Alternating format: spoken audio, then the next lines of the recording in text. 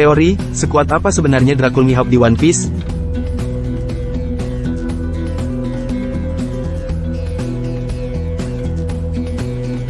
Dracul Mihawk adalah salah satu karakter terkuat di One Piece. Tapi sekuat apa dia sebenarnya? Simak analisis saya di video ini.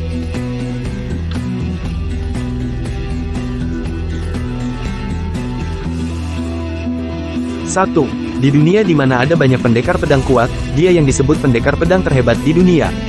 Ada banyak pendekar pedang kuat di One Piece. Bahkan Shanks yang seorang Yonko pun pengguna pedang. Silvers Rayleigh yang seorang legenda juga pengguna pedang. Di antara semua itu, yang dapat gelar pendekar pedang terhebat di dunia justru Mihawk. Itu saja sudah menunjukkan kalau kemampuan Mihawk pasti luar biasa.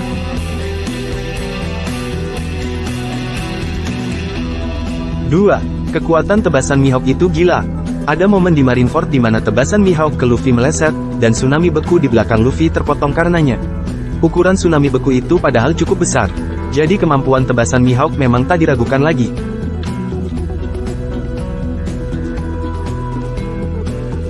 3. Pernah bertarung dengan Shanks. Di masa lalu, Shanks dan Mihawk pernah bertarung. Belum diketahui pasti siapa yang menang dari duel itu. Meski begitu, sosok seperti Shirohige mengatakan kalau pertarungan Mihawk dengan Shanks terasa masih segar di benaknya, ketika dia bicara dengan Shanks di bab 434. Jadi pertarungan mereka pasti epik bila Shirohige pun mengingatnya. 4. Menurut Brand New, kemampuan berpedang Mihawk melampaui Shanks. Saat Brand New menjelaskan tentang anggota-anggota Cross Guild di bab 1058, dia mengatakan Mihawk kemampuan berpedangnya melampaui Shanks. Tentu saja, itu belum otomatis berarti Mihawk lebih kuat dari Shanks. Bisa saja meski kemampuan berpedang Mihawk lebih unggul, Shanks mengungguli Mihawk dalam aspek lain seperti haki. Tapi jika benar kemampuan berpedang Mihawk melampaui Shanks, tak heran Mihawk yang disebut pendekar pedang terhebat di dunia. 5. Hanya ada 2 pedang bilah hitam yang diketahui di One Piece, dan Yoru adalah salah satunya. Baru ada 2 pedang bilah hitam yang diketahui di One Piece.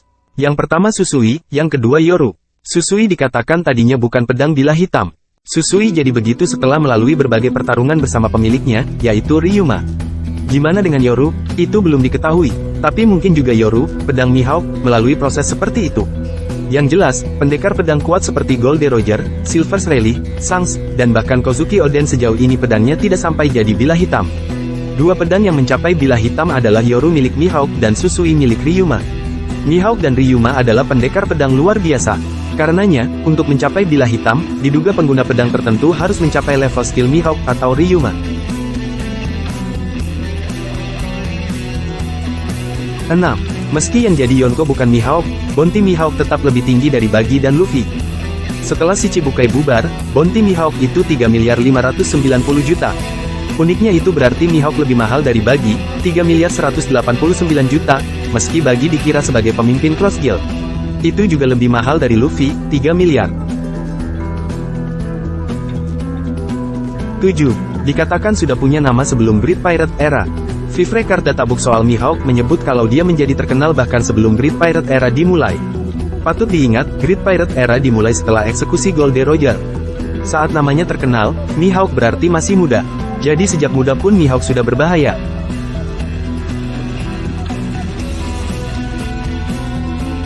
8. Pernah disebut Marine Hunter. Kalau menurut Krokodile di bab 1058, dulu Mihawk pernah disebut sebagai Marine Hunter. Jadi tampaknya Mihawk dulu pernah memburu dan mengalahkan angkatan laut juga. Uniknya dia malah dijadikan si Chibukai.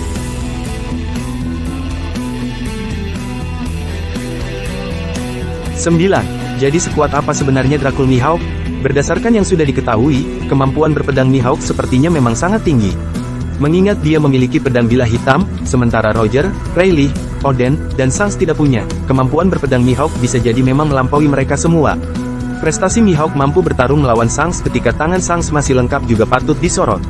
Terutama karena pertarungan mereka tidak diketahui siapa yang menang.